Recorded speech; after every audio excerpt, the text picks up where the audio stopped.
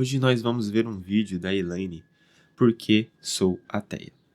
Eu estava no meu YouTube e vi de recomendado esse vídeo e achei interessante porque eu estou preparando para vocês exatamente um vídeo totalmente ao contrário e achei uma coincidência gigantesca. O vídeo que estou preparando, eu até tinha pensado em colocar como título Por que não sou ateu? Para quem não sabe, na minha adolescência eu abandonei a fé que eu herdei dos meus pais e acabei indo para o ateísmo. Mas chegou em um momento que eu entendi que eu fui injusto, porque eu nunca me aprofundei na fé e em Deus da forma que eu me aprofundei nos argumentos ateístas. Então, quando eu fui estudar o teísmo e fiz um contraste entre o ateísmo e o teísmo, eu cheguei à conclusão que o teísmo fazia mais sentido. E por isso que eu estou preparando um vídeo para mostrar para vocês os argumentos, aquilo que eu encontrei que me fez acreditar em Deus.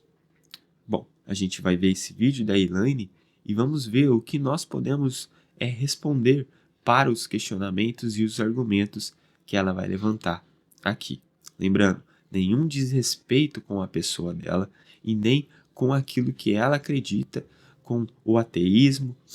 Nós aqui somos pessoas que estamos no posicionamento de respeito com as outras pessoas, independente das suas crenças, independente das suas diferenças.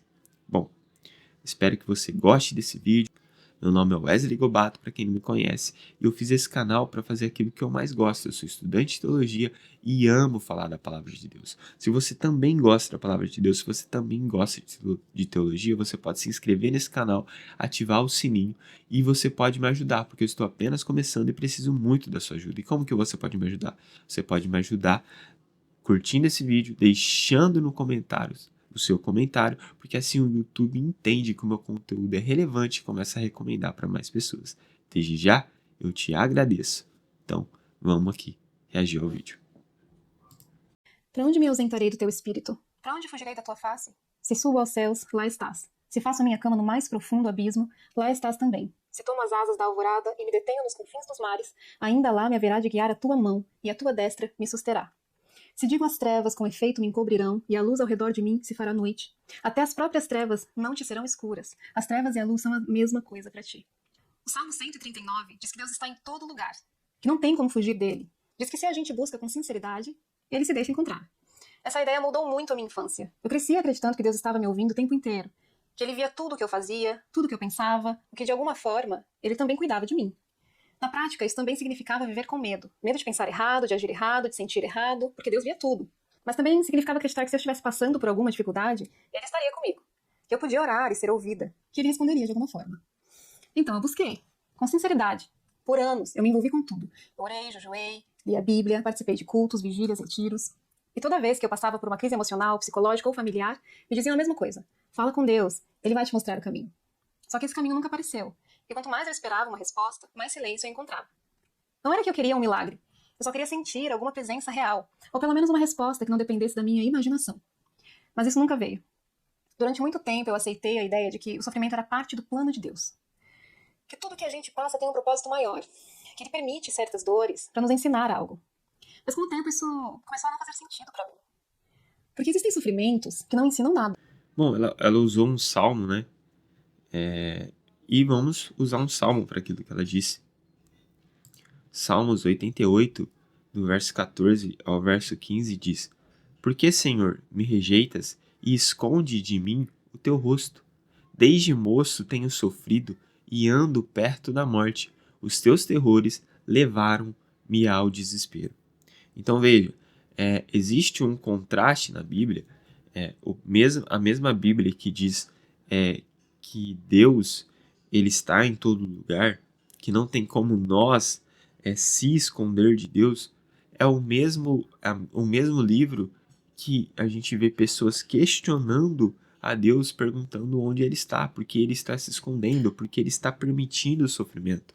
Jó é outro caso específico, como Jó, versículo 13, versículo 24, onde Jó vai dizer: Por que escondes o teu rosto e consideras-te teu inimigo? Então veja como a própria Bíblia ela tem figuras que questionam a Deus, exatamente da mesma forma que a Elaine está fazendo, chegando à conclusão de porque Deus permite o sofrimento não somente na minha vida, mas como Ele permite na vida de outras pessoas. Então, isso está expresso na Bíblia, né? O livro de Jó é um livro que vai falar sobre o problema do mal, que é o que ela provavelmente vai falar no vídeo por causa desse início. Provavelmente é o problema do mal que ela vai levantar aqui como o maior questionamento. E realmente o problema do mal é o maior problema que um cristão, que um teísta tem. Mas isso está expresso na própria Bíblia. Né? Se a Bíblia realmente fosse esse livro manipulativo que as pessoas dizem ser, por que ela ia registrar nela exatamente pessoas questionando a Deus, pessoas realmente fazendo os mesmos questionamentos que nós fazemos até os dias de hoje? Porque o mal existe. E se Deus existe, por que ele permite o mal? Os mesmos questionamentos que são feitos hoje, os mesmos questionamentos que em Salmos, que no livro de Jó, está expresso na boca de homens e mulheres de Deus. E a resposta para esses questionamentos, quando a gente vai para o livro de Jó, e Jó ele começa a questionar a Deus, questionar, e ele passa todo o livro questionando a Deus, perguntando para Deus por que Deus permitiu que aquilo acontecesse na vida dele. E quando Deus aparece para responder a Jó, Deus não responde todos os questionamentos. Existem várias lacunas que continuam abertas. Deus não chega e responde para Jó: o problema do mal, o mal existe por esse motivo.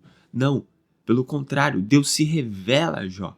E o final do livro de Jó, Jó vai dizer: eu conheci a Deus apenas de ouvir falar. O conhecimento de Deus para Jó já foi suficiente para preencher as lacunas dos seus questionamentos. E exatamente nos dias de hoje, é exatamente isso que preenche essas lacunas. O nosso conhecimento, o nosso relacionamento com Deus. A Elaine vai dizer que buscava a Deus. Mas ela buscava a Deus em que sentido? Porque Deus se escolheu se revelar a nós através da sua palavra, através do livro sagrado que é a Bíblia. A Bíblia é a maior revelação que nós temos de Deus, porque é o livro que Deus escolheu se revelar a nós. Deus escolheu se revelar através do seu Filho. Agora, nós queremos tanto uma experiência sobrenatural com Deus, nós queremos tanto algo imaterial, que os próprios ateístas dizem que são materialistas. Os próprios ateístas querem uma prova material, e a prova material, que é a própria Bíblia, o livro que Deus escolheu se revelar, e Cristo, eles rejeitam. E agora a Elaine está dizendo que não acredita em Deus porque ela não teve essa experiência sobrenatural, porque ela não sentiu Deus. Mas Deus, ele escolheu se revelar a nós, assim como ele se revelou a Jó. Mas onde nós fomos buscar a Deus? Onde nós tentamos encontrar a Deus? Através de coisas externas ou através daquilo que ele realmente escolheu revelar a nós? Porque existem sofrimentos que não ensinam nada. Existem dores que simplesmente destroem vidas. E quando a gente olha para a realidade com um pouco mais de honestidade, isso fica impossível de ignorar. Por exemplo, como justificar o sofrimento de uma criança vítima de abuso? Ou de uma família inteira soterrada por um deslizamento de terra? Ou de alguém que morre de uma doença rara sem ter acesso nenhum ao tratamento? O que exatamente essas pessoas estão aprendendo? E o que Deus está tentando ensinar ao deixar isso acontecer? Eu comecei a me perguntar por que um ser todo-poderoso escolheria agir com tanta passividade, por que ele interviria em detalhes tão pequenos, mas ignoraria genocídios, guerras, pandemias. As explicações que me davam eram sempre as mesmas. É o pecado do mundo. Não podemos entender os planos de Deus. Tudo vai fazer sentido na eternidade. Mas quanto mais eu ouvia essas respostas, mais elas pareciam desculpas. Desculpas que a gente aprende a repetir para não lidar com o absurdo da realidade. E tem uma coisa importante aqui. Eu não queria que Deus resolvesse tudo. Eu só queria entender como pode alguém acreditar que existe um ser que ama a humanidade, mas age com tanta indiferença diante da dor real de pessoas reais. Para mim isso virou uma questão de coerência. Se eu vejo uma pessoa sofrendo e eu posso ajudar, eu escolho não ajudar, então é porque sou omissa. Como que Deus, que pode tudo, escolhe não fazer nada? O grande problema é que ele escolheu fazer. Deus, ele escolheu fazer. Deus, ele escolheu entrar na história da humanidade, né?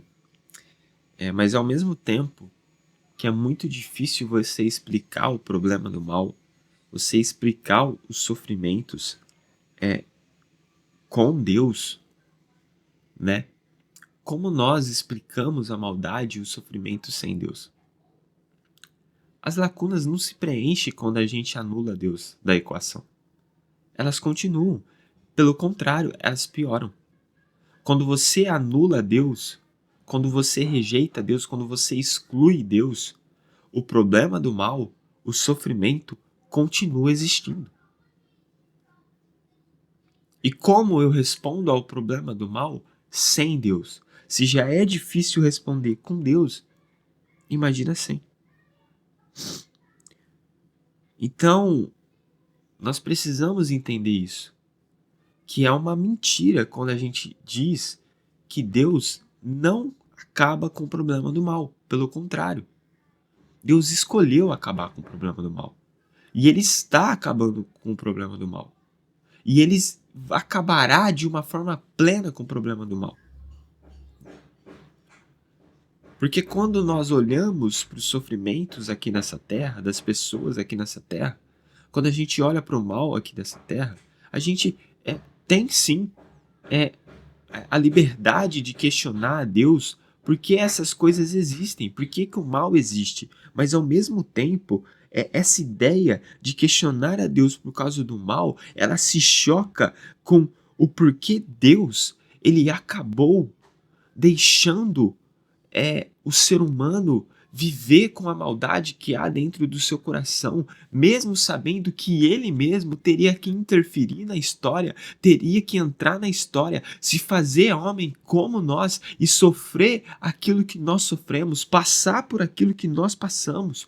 Porque Deus permitiu que o mal chegasse a esse ponto, porque ele não deu um fim em toda a humanidade, porque que ele interferiu na história, entrando na própria história do ser humano, para sofrer aquilo que o ser humano sofre, para sentir aquilo que o ser humano sente. E a diferença é que nós merecemos a maldade que nós passamos. Deus não. Então a ideia do problema do mal, ela se choca com um Deus que permitiu que ele passasse pela mesma maldade e o sofrimento que a gente passa. Ele foi alvo da maldade do mundo. Ele foi alvo que o sofrimento que o mundo gera. Isaías 53. Ele foi oprimido e afligido, contudo não abriu a boca. Como um cordeiro foi levado para o matadouro, e como ovelha que diante de seus tosqueadores fica calada, ele não abriu a boca. Com julgamento opressivo ele foi levado, e quem pode falar dos seus descendentes, pois ele foi eliminado da terra dos viventes, por causa da transgressão do meu povo, ele foi golpeado. Foi-lhe dado um túmulo com os ímpios e com os ricos em sua morte, embora não tivesse cometido qualquer violência, nem houvesse qualquer mentira em sua boca, contudo foi da vontade do Senhor esmagá-lo e fazê-lo sofrer. Embora o Senhor faça da vida dele uma oferta pela culpa, ele verá sua prole e prolongará seus dias, e a vontade do Senhor prosperará em sua mão. Depois do sofrimento da sua alma, ele verá a luz e ficará satisfeito pelo seu conhecimento. Meu servo justo justificará a muitos e levará a iniquidade deles. Por isso eu lhe darei uma porção entre os grandes, e ele dividirá os despojos com os fortes, porquanto ele derramou sua vida até a morte, e foi contado entre os transgressores, pois ele carregou o pecado de muitos e intercedeu pelos transgressores. Isso se choca com o problema do mal. Por que que Deus permitiu passar exatamente por essas coisas, sendo que Ele é Deus? Então o problema do mal, ele se choca. Ele se choca com o Deus que entrou na humanidade para ser alvo do próprio mal e do próprio sofrimento que nós, como seres humanos, tanto questionamos. Essa dissonância me corroía por dentro, e ninguém parecia querer enfrentá-la de verdade. Era sempre mais fácil dizer que o sofrimento faz parte da fé. Mas para mim, começou a parecer que o sofrimento é usado justamente para manter a fé. Porque quando você está quebrado, fragilizado, em desespero, você está vulnerável. E é nesse estado que muita gente entrega a vida a uma religião. Não porque teve uma revelação, mas porque não viu outra saída. Isso, para mim, é exploração emocional. Comecei a perceber que acreditar num Deus que permite o sofrimento extremo e gratuito era um exercício diário de ignorar a realidade. E quanto mais eu encarava a realidade, mais difícil ficava continuar acreditando. Foi aí que a primeira grande fissura apareceu. Quando eu aceitei que o problema do mal não era uma dúvida da minha cabeça. Era uma constatação lógica. Ou Deus não é bom, ou não é poderoso. Ou talvez nem exista. Apocalipse 21, versículo 4. Ele enxugará dos seus olhos toda lágrima. Não haverá mais morte, nem tristeza, nem choro, nem dor, pois a antiga ordem já passou.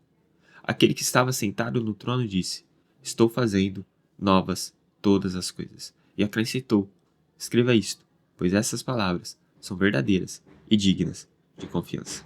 O texto, ele não está falando apenas que Deus colocará um fim em todo mal e todo sofrimento, mas que Deus fará nova todas as coisas. Deus não restaurar, Deus irá restaurar todas as coisas que foram destruídas por causa do pecado da humanidade.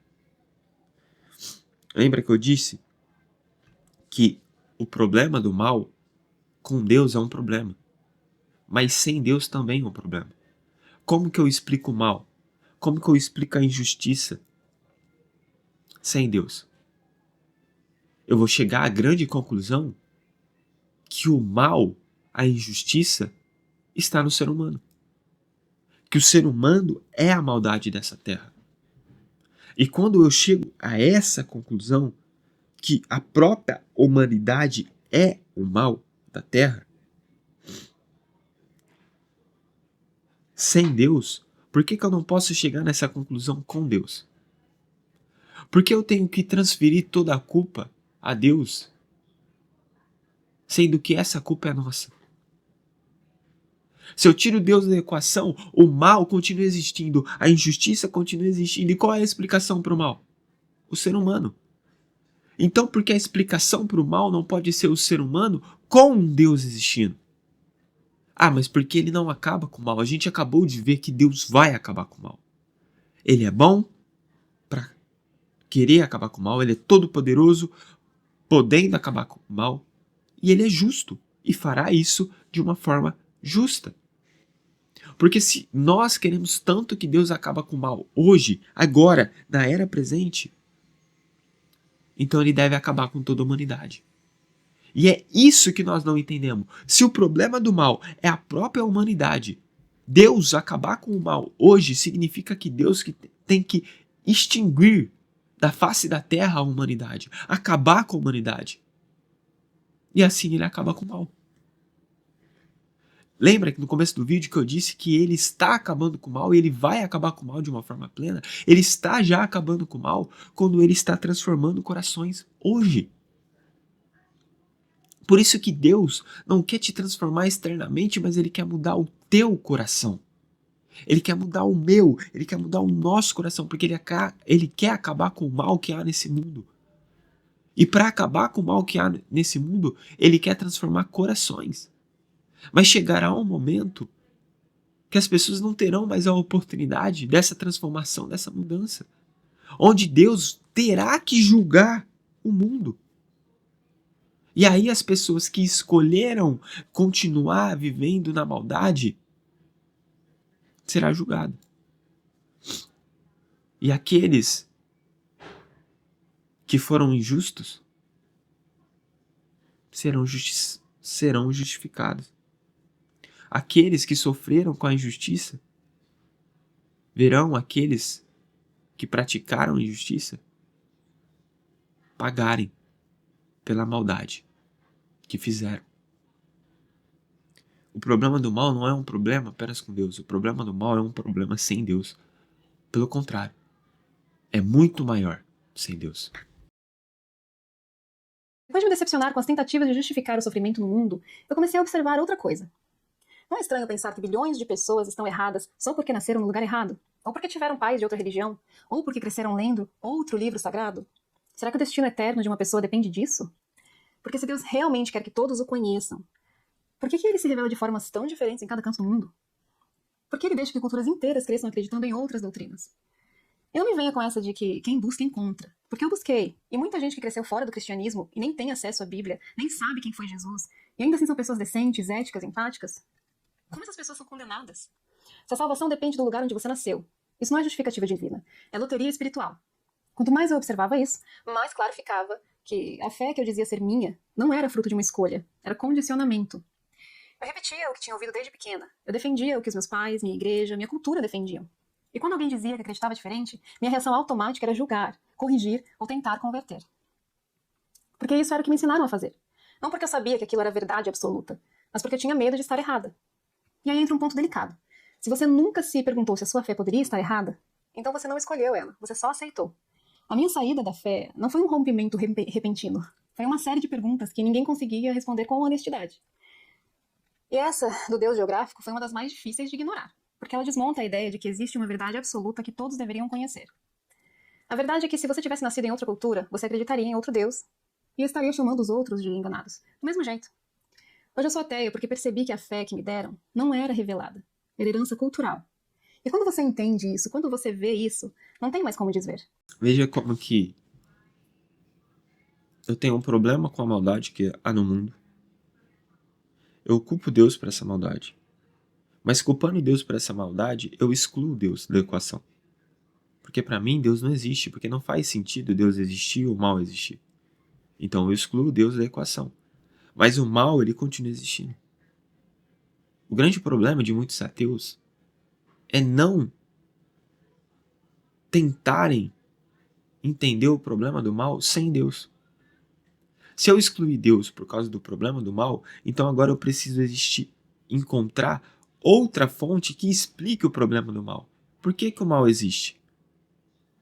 E como eu disse, todas os questionamentos, todas as respostas desses questionamentos vão levar para o próprio ser humano. O ser humano é o mal do mundo. E quando eu entendo, eu excluo Deus da equação, entendo que o problema do mal é o próprio ser humano, como é que eu posso dizer que Deus, se ele existisse, ele seria injusto em condenar pessoas? Porque as pessoas são boas, são éticas? Isso é uma mentira. Não existem pessoas boas. Todas as pessoas são corrompidas pelo pecado. A pessoa mais ética que você conhece, a pessoa mais boa, mais pura que você conhece, tem no seu coração maldade. Tem nos seus pensamentos que você nem imagina. Tirando pessoas doentes, mentais e crianças que não têm habilidade cognitiva para entender a maldade que há no seu coração, que essas pessoas serão justificadas por Deus. Todas as outras pessoas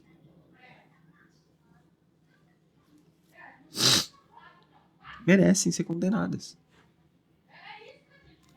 Romanos 1, versículo 19 e 20 vai dizer porque o Deus que se pode conhecer é manifesto entre eles, porque Deus lhe manifestou, pois desde a criação do mundo os atributos invisíveis de Deus, seu eterno poder, a sua natureza divina, têm sido vistos claramente, sendo compreendidos por meio das coisas criadas, de forma que tais homens são indesculpáveis.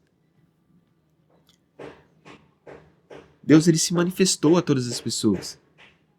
Seja no povoado mais distante e isolado do mundo, seja no país mais cristão, Deus se manifestou para cada um. O grande problema é achar que países, por serem cristãos, esses países têm mais privilégio de que outros países que não são. Mentira! Porque ser cristão não significa se dizer ser cristão. Ser cristão significa viver os ensinos de Cristo. Todo ateu tem a grande liberdade de questionar a Deus e a existência de Deus, mas nenhum ateu pode dizer que Cristo é uma figura ruim e que os seus ensinamentos é ruim. Então, quando os cristãos que se dizem cristãos não vivem os ensinos de Cristo, eles não são cristãos. Olhem para o Brasil e olhem para as pessoas que se dizem cristãs no nosso país e respondam a si mesmo: o Brasil é verdadeiramente cristão? Ou o Brasil tornou Deus e Cristo em um ídolo? E não em Jesus como seu Senhor e Salvador. Eu vejo mais fé genuína em pessoas que nesse exato momento estão morrendo por declararem a sua fé em Cristo lá na Coreia do Norte do que os fiéis aqui no Brasil. E aí, o cristianismo que surgiu do nada, que furou a bolha do Império Romano, o cristianismo que tentou ser exterminado e não foi, e se tornou a maior religião do mundo. Existem pessoas em países que não são cristãos, nesse exato momento, morrendo por se dizer ser cristão.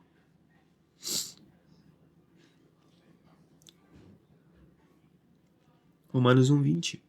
Claro que a tua religião pode ser propensa ao cristianismo porque você nasceu num país cristão. Mas isso não significa que você vai ser um verdadeiro cristão. Isso não significa que isso vai te gerar salvação. O resumo desse vídeo é exatamente esse. O problema do mal, ele é um problema com Deus. Mas o problema do mal não deixa de existir sem Deus. Ele continua sendo um problema. Um problema que o ser humano gasta a vida tentando responder. Quando eu excluo Deus da equação, o problema do mal se torna um problema maior ainda. Kant vai argumentar exatamente sobre isso, que existe uma moralidade dentro do ser humano entre certo e errado. Mas veja você só, o ser humano sempre pende mais para o que é errado. Nesse exato momento que você está vendo esse vídeo, tem uma mãe perdendo o filho inocentemente.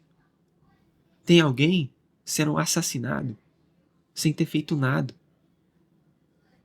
Talvez a pessoa que acabou de cometer esse homicídio será presa, sofrerá com a justiça se a justiça desse mundo funcionar. Mas e a pessoa inocente que morreu? Que justiça ela terá nesse mundo sem Deus? Nenhuma.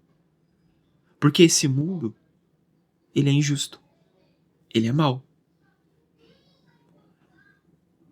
Se a gente consegue enxergar isso com Deus, sem Deus, morre uma esperança. A esperança de uma justiça perfeita, de um juízo perfeito. A esperança de Apocalipse 21:4. Que todo mal terá um fim. Se eu apego à ideia que Deus não existe, o problema do mal continua existindo e ele se torna maior ainda, no sentido de que qual é o sentido da vida? Por que estamos aqui? Se a vida é má, injusta, pessoas inocentes morrem, crianças sofrem, guerras acontecem.